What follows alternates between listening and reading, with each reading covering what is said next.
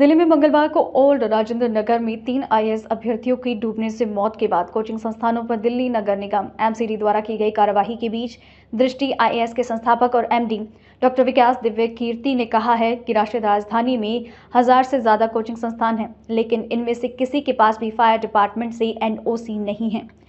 उन्होंने जटिलताओं की व्याख्या करते हुए कहा कि फायर डिपार्टमेंट का तर्क है कि चूंकि इमारत व्यावसायिक है, इसलिए प्रमाण पत्र व्यावसायिक उद्देश्यों के लिए होना चाहिए, जबकि एमसीडी एक शैक्षणिक प्रमाण पत्र की मांग करता है।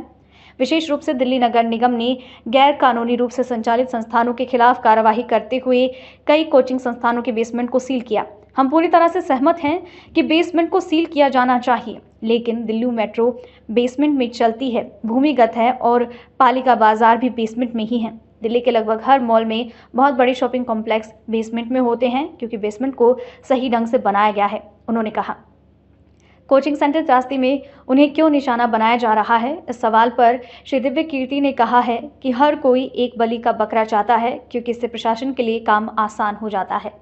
मुझ पर निशाना इसलिए साधा है कि ऐसे मामले में कोई एक बलि का बकरा सबको चाहिए होता है, उससे चीजें थोड़ी आसान हो जाती हैं। प्रशासन के लिए आसान हो जाता है कि हम बच गए, एक का नाम लगा दो।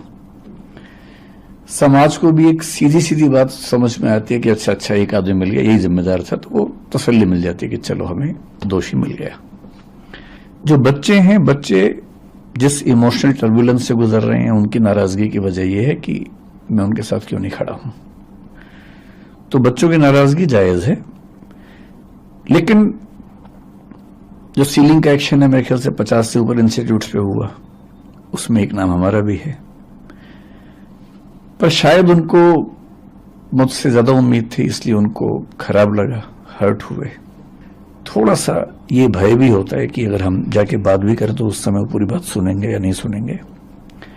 अच्छी बात है कि आज ऐसे 3-4 बच्चों से मेरा मिलना हुआ है। मैं भी एक मीटिंग से आ रहा हूं, एलजी साहब ने बुलाई थी मीटिंग, उसमें कुछ बच्चे भी आए हुए थे और कई इंस्टीट्यूट्स के ऑनर्स भी थे, दिल्ली सरकार के आला अधिकारी भी थे, डीडीए से, एमसीडी से, फायर डिपार्टमेंट से, चीफ सेक्रेटरी दिल्ली सरकार के वो भी थे।